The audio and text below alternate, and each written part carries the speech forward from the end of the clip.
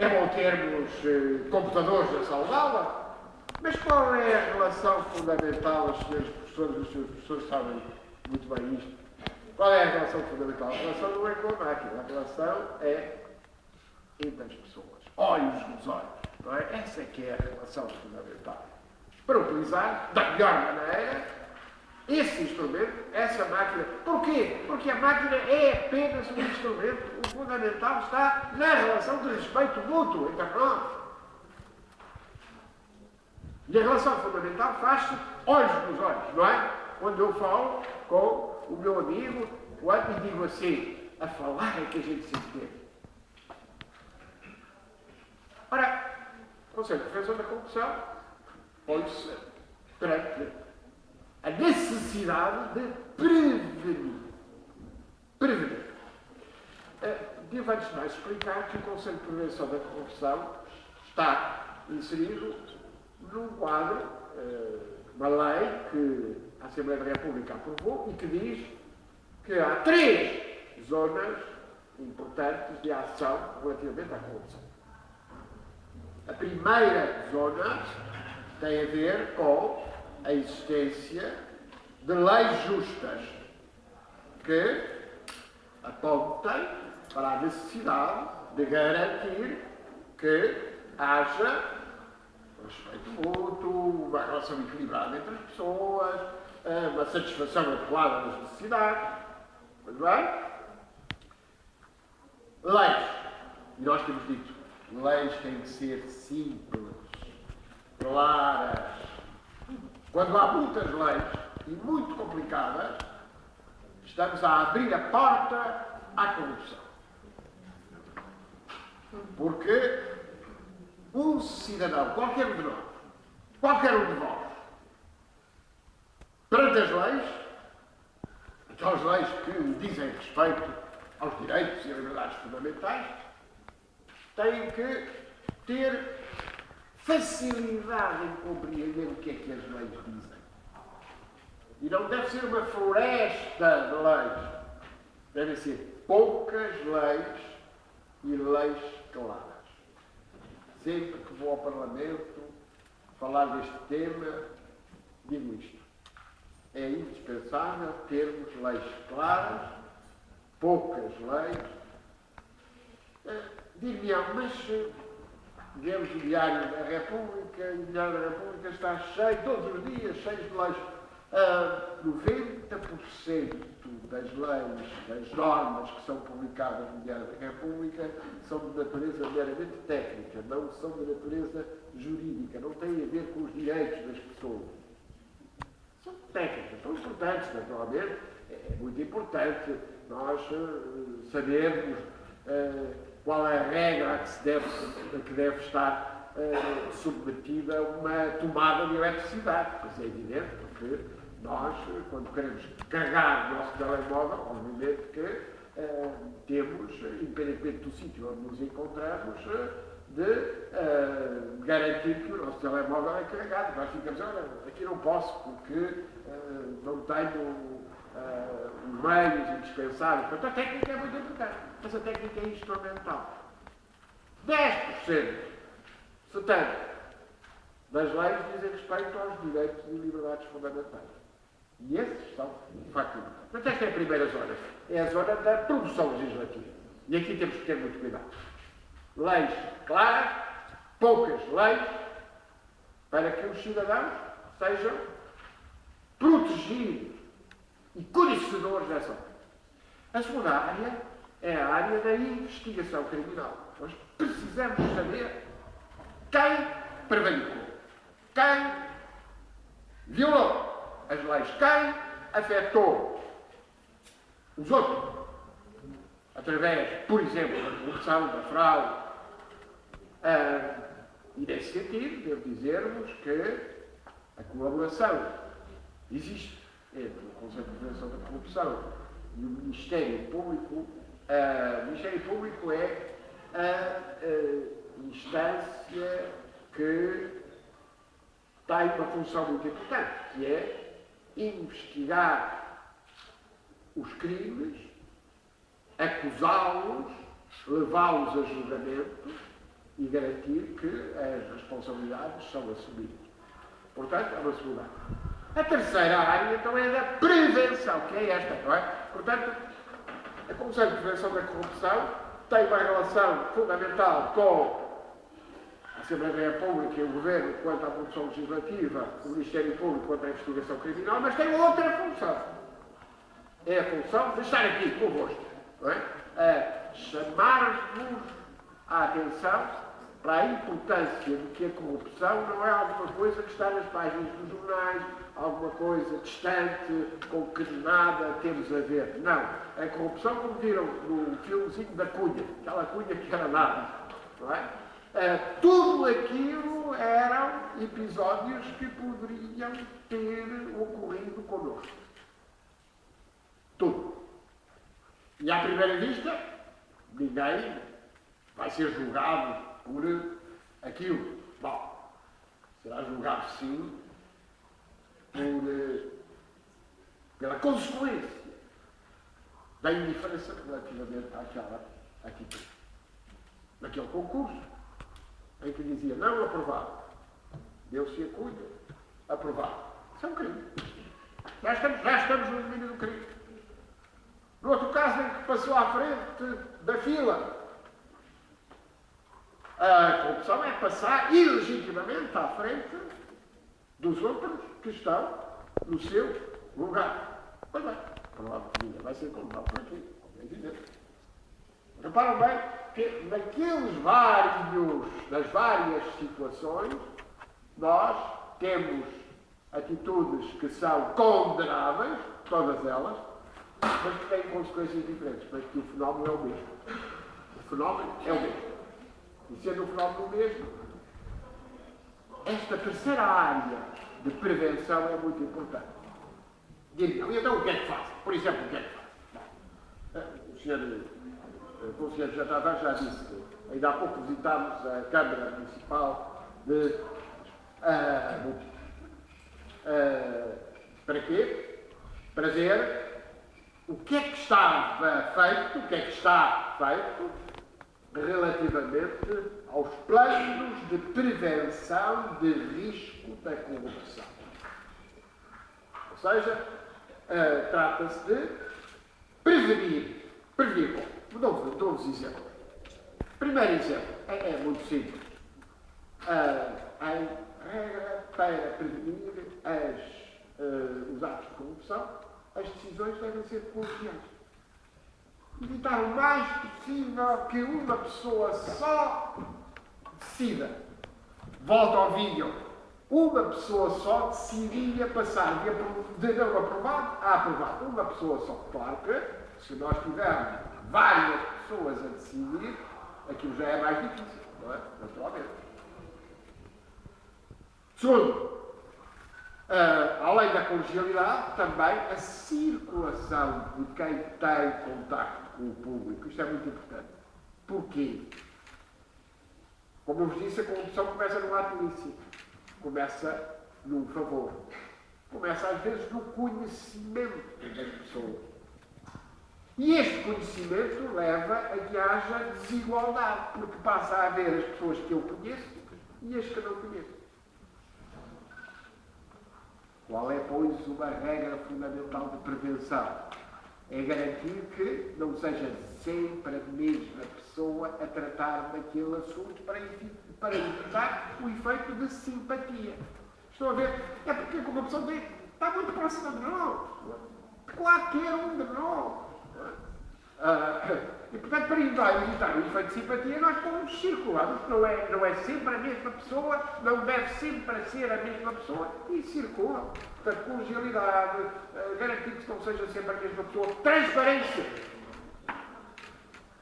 Nas contas, por exemplo, ser transparente, apresentar justamente as contas, de modo a que todos saibam como é que as coisas foram utilizadas. Evitar que haja fundos secretos, evitar que haja verbas em sacos azuis.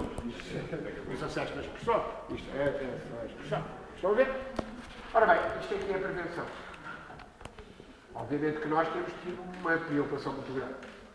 E as coisas têm funcionado bem. Bem, é pedir designadamente ao Ministério Público melhor informação para sabermos quais são as condenações. Para evitar a impunidade. Transparência, viram? Mas depois evitar a impunidade. É preciso que quem viola as regras seja sancionado. E para isso é preciso haver prova. Investigação. E devo dizer-vos que no tempo de existência do Conselho de Prevenção da Corrupção as coisas melhoraram muitíssimo, porque temos todos os meses um balanço bastante significativo das consequências das sanções que são aplicadas, dos casos que são objeto de investigação, etc. E portanto, essa questão é muito importante. Um dia, há bem pouco tempo, um jovem como vós, encontrou-me na rua, conheceu, e dirigiu-se-me e disse assim: eu estou muito preocupado e gostava que me dissesse em que é que eu posso ser útil no combate à corrupção. E eu disse-lhe: se tiver conhecimento de alguma coisa que viola a lei e que seja um ato de corrupção, deve reunir as provas e denunciar isso. É a maneira de nós próprios. Portanto, temos duas maneiras de o fazer. Primeiro, não entrar no risco de corrupção. Portanto, prevenir o risco. E a outra é, se conhecermos atos que são claramente violadores da lei, e há prova para isso, é denunciar. Esta denúncia é uma denúncia legítima, porque é uma denúncia que nos protege a todos. Esse aspecto é naturalmente, particularmente importante. Ora bem, penso que estou a acabar o meu tempo, não é assim?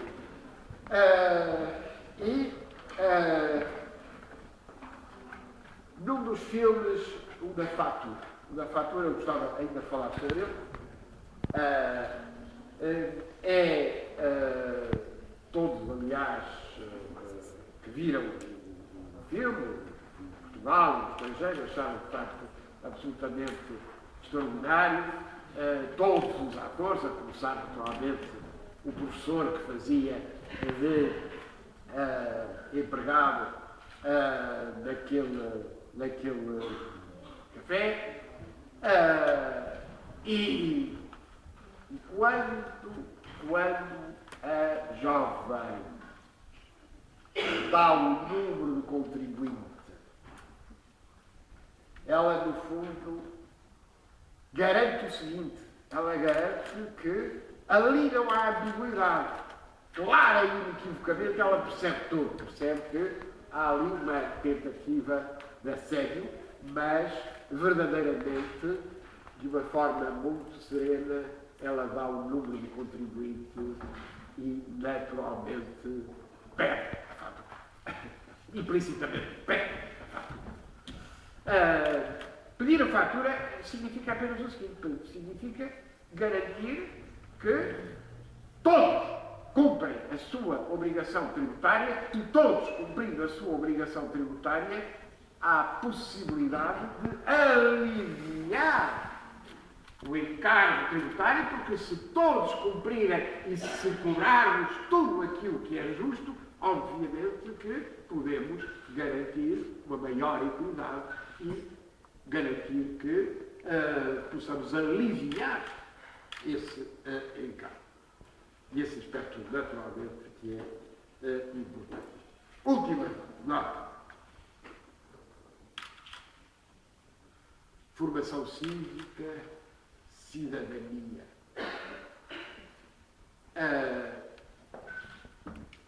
Sabem que, ao falar da escola, da educação,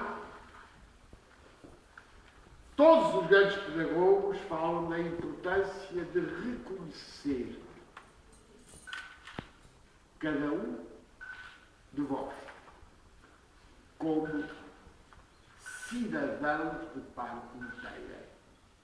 A escola não prepara para o mundo que está lá fora. A escola é já o mundo, a relação de cidadania. E o que é o cidadão? O cidadão é o ser livre e responsável, o ser livre e responsável que é consciente do seu papel na sociedade. Cidadão. A ideia de cidadania vem da antiga Grécia. Os cidadãos de Atenas.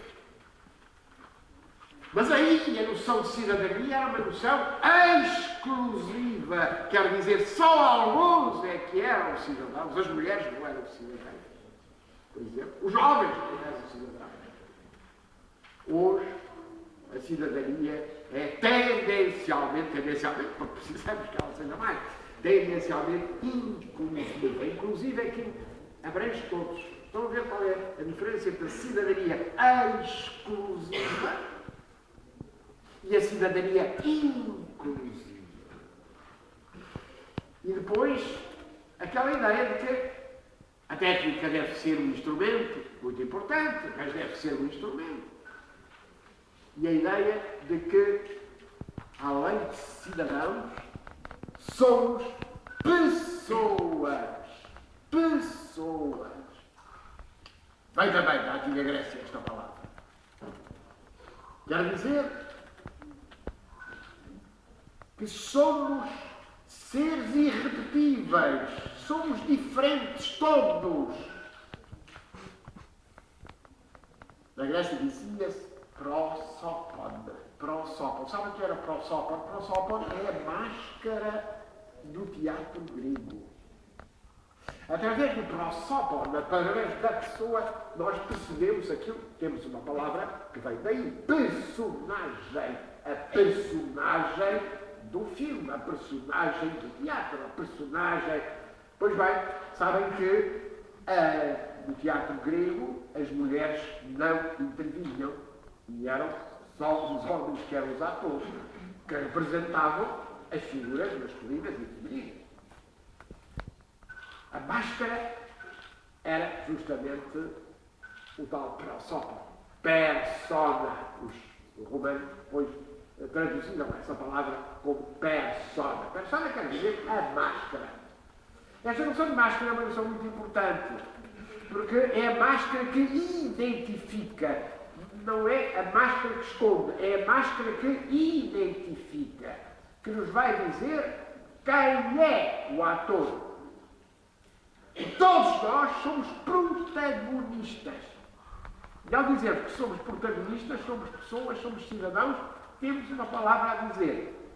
E essa palavra a dizer é que, se queremos um mundo, uma sociedade mais justa e verdadeira, não uma sociedade perfeita, mais justa e verdadeira, nós temos que assumir as nossas responsabilidades como seres livres e responsáveis.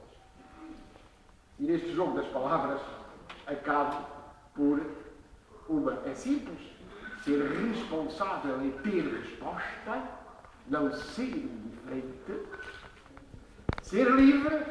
A palavra liberdade é uma palavra cujo sentido muitas vezes se perdeu, mesmo na antiga Roma. É uma palavra libertas. Libertas. Sabe o que é libertas? Libertas é a qualidade da balança, libra, quando está livre e equilibrada. É a liberdade. Quando se diz assim, a nossa liberdade acaba quando começa a liberdade dos outros, é uma tautologia, porque a liberdade já é a qualidade da balança. E às vezes os meus alunos perguntam-me assim, mas essa balança que tem dois pratos, não é? O que é que está num e o que é que está no outro? Balança livre e equilibrada. Livre quer dizer que algo está travado. Não é? Eu e o outro. Eu e o outro. A balança tem que estar equilibrada. Eu e o outro. E é neste sentido que não podemos ficar indiferentes a tudo aquilo que põe em causa a verdade e a justiça. E agora estou ao vosso dispor para as perguntas que queiram colocar.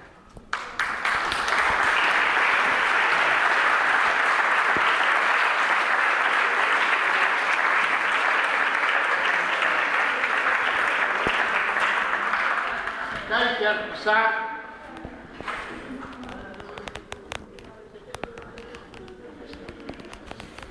Ficaram aqui com muitas coisas, tenho que aceitar as ideias, voto.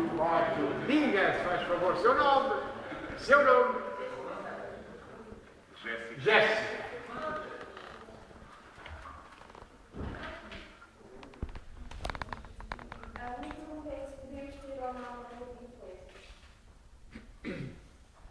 O que é que quer dizer exatamente com isso?